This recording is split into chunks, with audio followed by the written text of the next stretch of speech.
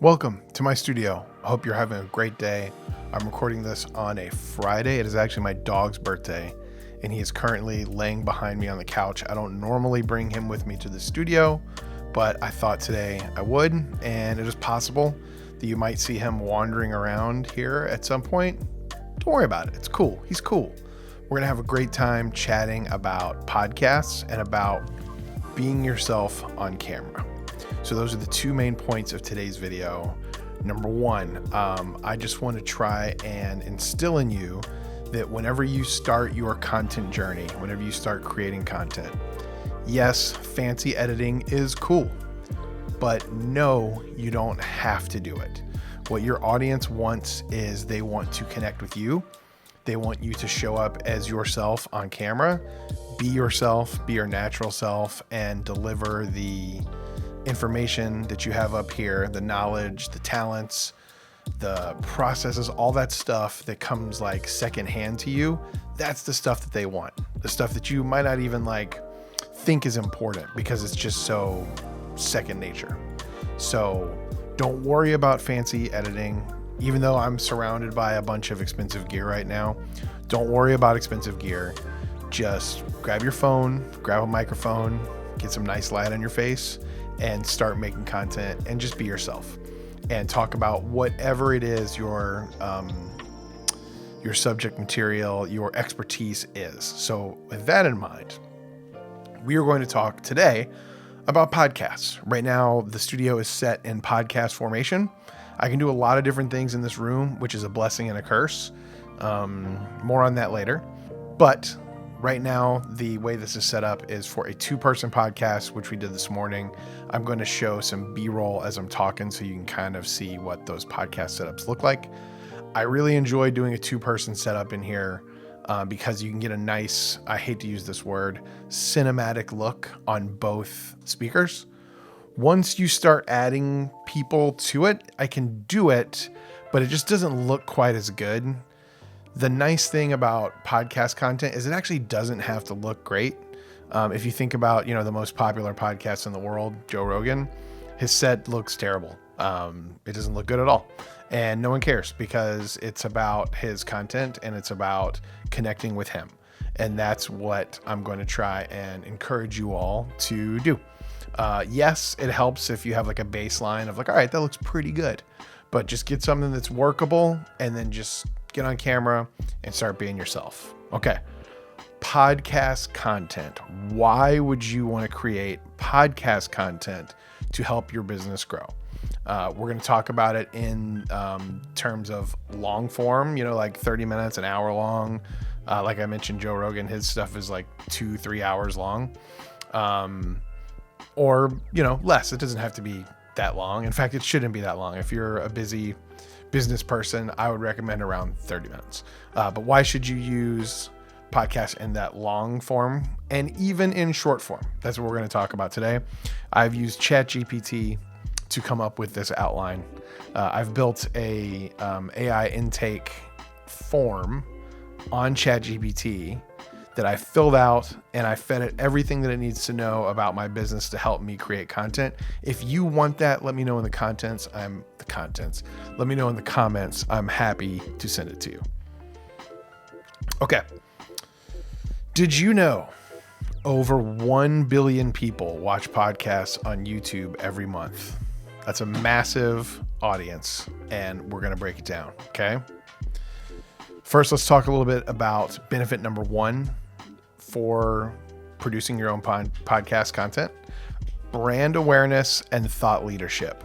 Once you start making podcasts and putting them out there, once you start getting an audience, people are going to know who you are because they're going to start watching your content and they're going to They're going to start watching your content and they're going to soak it in and they're going to learn more about you and what you do.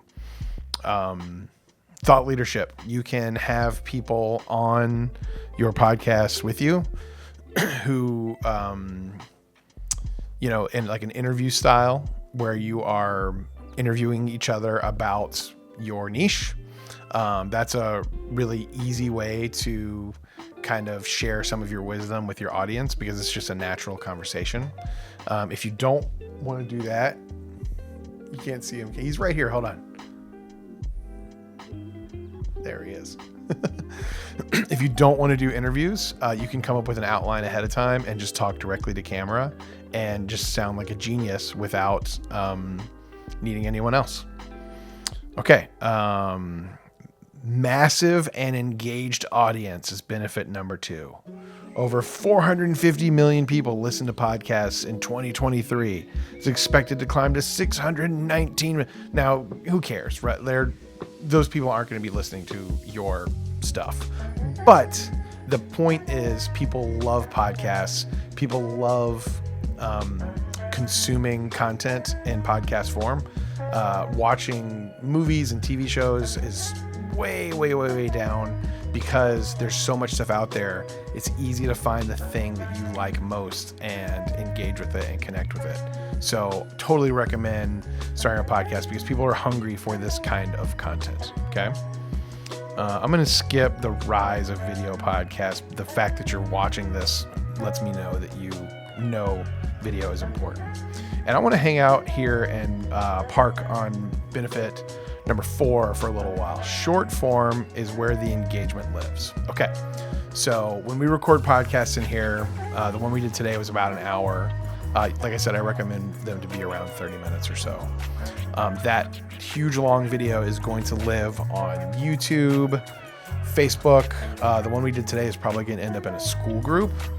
But a lot of people who are making content don't have a place that's natural for their audience to go for long form stuff. LinkedIn, it's another good one. And because of that, a lot of times what they end up using is just highlights.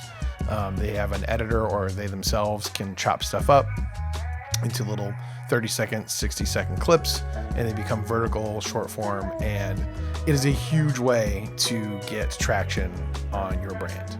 I'm just going to blast a bunch of statistics off at you here real quick. Okay. 73% of consumers prefer short form video to learn about products or services. That's wild. Short form video gets 2.5 times more engagement than longer videos. 47% of marketers say short forms are more likely to go viral, which is cool. Viral's not what we're after, but feels good. 21% of marketers report short form videos deliver the highest ROI. That's a big deal. 95% of marketers say video is important and short form offers the highest ROI. Pretty cool. So the way that I want you to think about it is your short form content is your super wide net. You're blasting content out shotgun style. Lots of people are going to engage with it, like it, watch it, hopefully comment, and ultimately really end up liking what you're doing. Out of this huge wide net, it's the funnel. You guys are probably all familiar with business funnels. This is another type of funnel. You are going to give opportunities to go from the short form to the long form. And, let's just say 10 people click on that link. Out of those 10 that click, maybe 4 of them are going to watch the whole thing. But those 4 are going to be your raving mad fans. Those are going to be the ones that love your free stuff. So they're going to buy your paid stuff. That is a huge, warm, and even hot audience for you to sell stuff to. Okay. Why does this work for business? Podcasts build loyalty and authority. Video podcasts expand reach. Short form content maximizes engagement and ROI. You're producing a single piece of long form content, then slicing it into snack sized clips, ideal for social, ads, teasers. It's efficient and powerful. So it's a good use of your time. If you only have a limited amount of time to sit down and make content, consider making long form content and then having someone else chop it into shorts for you. Okay. With that being said, I'm done talking about why you should make podcasts. You should. You totally should. Even if you don't post the long form anywhere, the highlights are worth it alone. Now, I would love to give you a quick overview of the studio setup here in case you're someone who wants to invest a little bit of money and to get a podcast set up in your house or your office. So let's go to the mobile cam. All right, welcome to the walkthrough of the studio. So for a two-person podcast, this is the setup that we use. I've got this table right here with two SM7s on really, really high quality boom arms. Those are the Elgato LP Pro. They're awesome. They, here, I'll show you. Pretty much wherever you want to go, it will go and it will stay. And they are running via XLR down here to these two little blue boxes. These are called cloud lifters. These mics, even though you see them on podcasts all the time and they're really high quality, they're not loud enough. So those cloud lifters will raise the gain about 15 dB.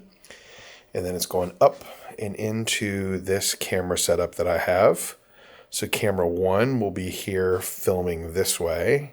I've got a monitor on the top of it facing that direction, because a lot of times the camera operator in here while the podcast is going will hang out over there. And so they can see camera 2, which would be right about there, and they can see camera 1 right here. Okay.